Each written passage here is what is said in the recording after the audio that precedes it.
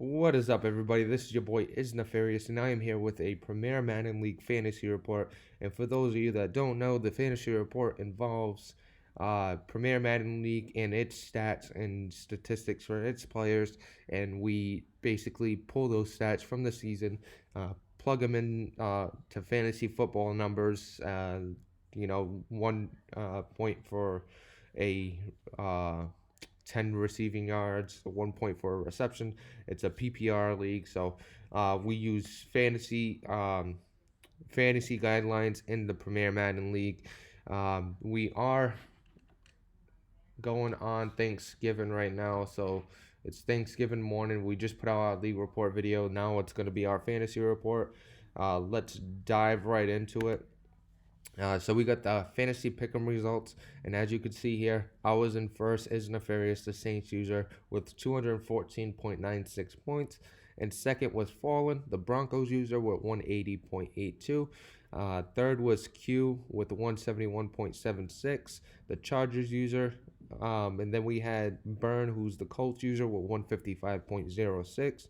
And then we had the Jaguars user, which is Chums, who was his first appearance on the fantasy pick'ems. He only had 137.92 points. And then we had Bacon J, the Jets user, in last with 106.72. So a really tough week from him. I'm happy to get the win here. 214 just beat Fallen by 34 points, if I'm not mistaken. Um, Fallen has 2 wins on the season. I now have 3 after winning back-to-back weeks. Hopefully, I could keep it rolling. Alex Anzalone, my linebacker, definitely needs the points. So hopefully, I could keep that going and keep getting him points because I've been using any extra points I get on him. Let's jump into the pick'em winner. So this is my team and how it was mapped out and how I ended up with the 214.96 points. So with my quarterback, I went with Tom Brady, who had 18.56 points. Good week from Tom Brady. Played him back-to-back weeks. New England's really having a good showing in this season. Really seems to be dialed in. So Tom Brady was a good pick, even though it was simulated. I was still able to get 18.56 points. Then we got Jonathan Taylor, the Denver Broncos running back. Thought he would have a better week than he did. He still had over 10 points with 13.4, so I'm not totally upset with that. But you usually look for 20 plus for your running back. Then we had Leonard Fournette, who was my running back too. Like I said in previous videos, this is somebody I wanted to include in my fantasy lineup a little more because I was noticing him. He would have over 100 yards, a couple of touchdowns pretty much every week. So he's been really, really solid so far. This week he was solid once again, 32.5 points. Um, he had a good matchup, I believe. Really happy that he was able to, show out and get that many points for me. My wide receiver one, I had Henry Ruggs the third, who's been absolutely on fire. He had 43 points this week, and a little backstory to that. When I submitted my lineup to Fallen, the Broncos user, he said he was mentioning how it was a good choice, and I was like, "Why is that?" He's like, "Oh, I got a dev story this week," which means he had a. If you don't know Madden and know how that works, so Madden, when you're a coach in the league, Madden has development stories for your players. So you never know when it's gonna happen. It could happen any week. Somebody will, either the player or the offensive defensive coordinator, come up to you, be like, "Hey, this player is looking really good. We might have some. He might be end up being really, really good. We might have something here." And once that happens, your guy could jump from normal to star or star to superstar development. And we don't know if it goes to superstar X Factor. I doubt it, but the star to superstar or a normal star is good enough. So Henry Ruggs had that development, so it was a solid pick. He threw him the ball a lot, 43 points. And then I had Marquez Valdez-Scantling, who had a good week against me the previous week. Thought he would continue that momentum this week. Wasn't able to do that, only 6.6 points. But I'll live with that. especially when you got 43 points from your wide receiver one. Yeah, my tight end was Evan Ingram, who had 32.1 points, so a really good week from him. He had 3 receiving touchdowns in that game against the Dallas Cowboys. Tough matchup, but really good showing. Then my flex was Ty Johnson with 35.8 points. Ever since Kerryon Johnson went down, Ty Johnson has showed up and showed out. He's been really, really good this season whenever he gets the touches. So thank you to Lions and Jose for continuing that role and continuing that route this week and getting me those points. Then we got Brian McManus, who I went with a tough. Went with the high scoring matchup with the Broncos and the Raiders, hoping that the kicker would get a ton of points as well. He only got 10 points, but that is pretty solid from a kicker. A really good week would be 15 plus, but 10 points is good as well. You take a look at my defense. I had the Atlanta Falcons with 23 points. He went up against the Carolina Panthers. Thought they'd get up early and then Carolina would force some throws. Hopefully lead to a defensive touchdown.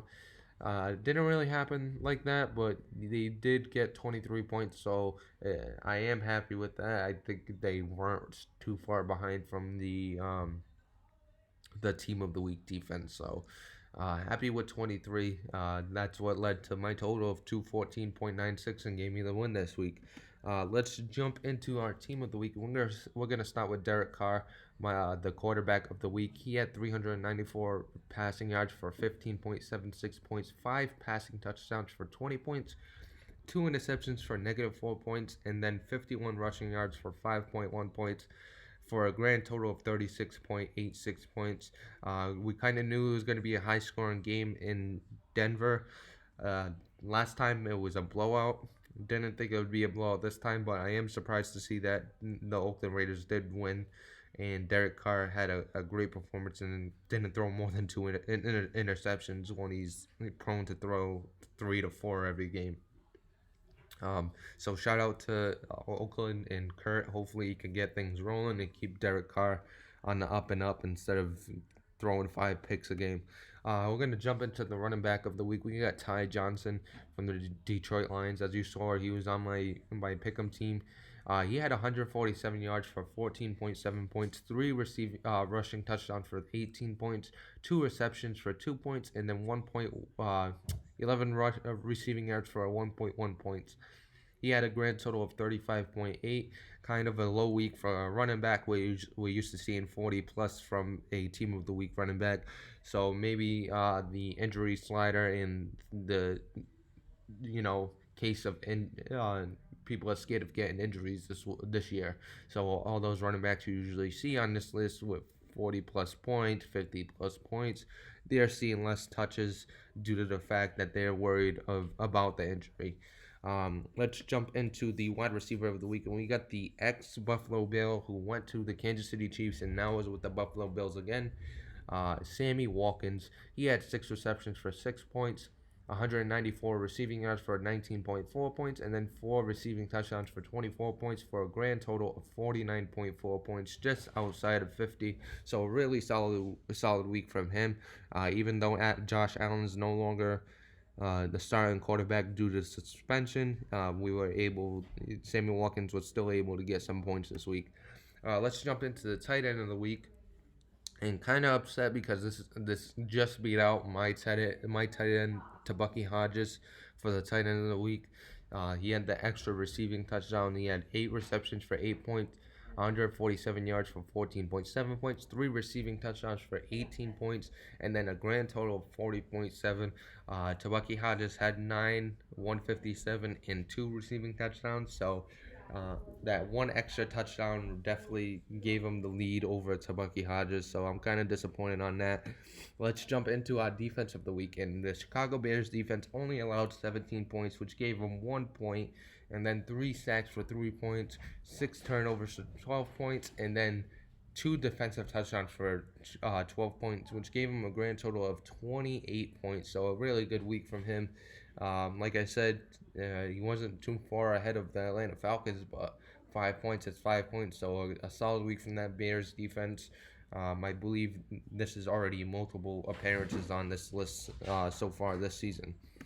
Let's jump into our pick'em. So if you're not aware, our pick'em is um, the last slide and the last segment I do of the fantasy report, and it's pretty much looking to the week ahead and looking picking out the good matchups for each position. The only position we won't really talk about here is kicker because nobody cares about kickers. Let's dive right into it. We're gonna start with our quarterbacks. So my QB1, my top rated quarterback this week is going to be Drew Lock. He's going up against the Tampa Bay Buccaneers, who have been struggling this season, and Drew Lock's been on fire recently with Henry Ruggs and Noah Font and all those weapons. He's been really good. So if anybody's looking for a solid QB this week, Drew Lock is it. Then we got Bryce Perkins, who's going up against the Los Angeles Chargers. Q, the Chargers user, having a rough year so far this year, especially last week. Had a really tough last week, giving up a ton of points. I think 40 plus to his opponent. I think it was the Dolphins, who haven't scored more than 14 this season. Gave up 43 to them. So Bryce Perkins, who's one of the leading passers this year. Going up against that Chargers defense, who's really shot morally, I would definitely look at that matchup. And then you look at the third quarterback. I got Jacoby Brissett going up against the Tennessee Titans, the worst team in the league so far this year. Um, hasn't won a game, and it's usually a high scoring affair every game he plays. So there's not much defense resistance there. So Jacoby Brissett, who's in a cult offense that's been more pass heavy this season, I would definitely look to him to have a good week against that matchup. Then we got the running backs. My running back one is A.J. Dillon against the Green Bay Packers. A.J. Dillon is the starting running back for the Minnesota Vikings, and he had a really good week the week that they played the Green Bay Packers earlier this season, and I could expect more of the same. The Green Bay defense isn't really good against the run. Definitely could get beat there, so I could see the Minnesota Vikings beating them out for using AJ Dillon and beating them out for the win here. So I think that's a good matchup. Then we got Tariq Cohen against the New Orleans Saints. The Saints defense has struggled against the run so far this year, and Tariq Cohen is the best running back in the game. Tariq Cohen's not the best running back in the game, but looks like the best running back in the game with the user and Mole. So solid pick, especially against that defense that's struggled against the run. Then we got Leonard Fournette against the Cleveland Browns. I picked him in my weekly pick him. I'll probably pick him again. He's been really good so far this season. He's going up against Cleveland. When it comes to the Browns, I don't know about their run defense. I know they got some good pass defense. I think their run defense might be a little shoddy, especially with Leonard Fournette, who's more of a power back, has some speed but can run up the middle. I like this matchup. Kind of a tough one to go with, but I still like the matchup. Wide receivers, I got Henry Ruggs as my wide receiver one. Ruggs is going up against the Tampa Bay Buccaneers. Like I said, having a really bad season, and I believe it's going to be a high-scoring game, at least for the Broncos. He likes to get Henry Ruggs involved. Maybe not as much this week if he already got his dev story, but I still could see him hitting the end zone a couple of times and having over 100 yards. Then you take a look at the Atlanta Falcons. They're going up against the Oakland Raiders. It could be a high-scoring affair. Calvin Ridley's been really good this season. Had a really good week last week. Seems to be his favorite target, so I think it's more of the same this week. And the Oakland Raiders defense has been atrocious so far this season, so I could see Calvin Ridley going off once again. Then we got AJ Green against the Los Angeles Chargers. That quarterback wide receiver combo. Like I said, the Chargers coming off a really bad loss where they let up 43 points. I don't see this as a bounce back week. He might be in his bag a little bit. He's 1-3 on the season or something like that. So definitely a good matchup. AJ Green seems to be the number one guy there, just like previous seasons, his favorite target. So I would go with AJ Green this week. Then we got tight ends. We got Evan Ingram up against the Washington Redskins. If nothing's gonna go right for the Giants, Evan Ingram's gonna go right. He's pretty much gonna get hits no matter what. He's super athletic at the tight end position. He's tough, real tough to stop. I don't see the Redskins defense slowing him down, especially when they gave up 30 plus points to him the first time they played. So I think this is going to be another high scoring game for that Giants defense, and I think Evan Ingram's going to get his points. My second tight end, I got Noah Fant going up against the Tampa Bay Buccaneers. Like I said before, really good matchup, really solid matchup. Uh, I think a lot of points are gonna. There's gonna be a lot of points for that Broncos offense, especially with the passing game. Don't really have defensive backs, but they have a decent run defense. So definitely go with Noah Fant. And then we got Travis Kelce, who's going up against Carolina Panthers. Kind of picked one of the better tight ends against the Carolina Panthers. A really tough call for this last tight end spot.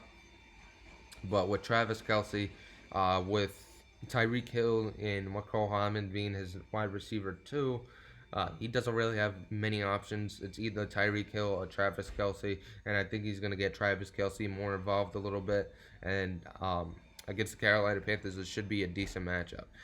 You take a look at the defenses, and we got the Bears against the New Orleans Saints. The Saints offense struggles, and it struggles mightily against top tier opponents. And with the Chicago Bears, I can see them getting out to an early lead. Drew Brees throwing some interceptions, and then there you go. The Bears defense has 40 plus points from the New Orleans Saints being stupid, so which is me. So I could see that happening. So I think that's a solid play. Then you got the Denver Broncos against the Tampa Bay Buccaneers. I could see the Denver Broncos getting up early and then forcing some turnovers and then possibly getting some touchdowns off those turnovers. So I think that's going to be a really solid matchup. And then you got the Indianapolis Colts against the Tennessee Titans. Going to be a high scoring game, but I think the Titans are prone to turnovers, and I could see the Indianapolis Colts taking advantage of that. Tough call once again for the third defense, but I think I'm going to go with the matchup with one of the lower end users against one of the better users in the league. So Colts, I think, is going to be another solid pick for defense. But that's pretty much going to do it for this video. I hope you all enjoyed, and I hope you continue watching. Next season, we should have something different for you when it comes to the fantasy report. But for this season, this is pretty much what you're going to see.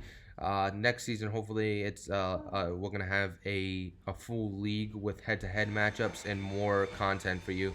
But thank you all for listening. I hope you all enjoyed and have a happy Thanksgiving.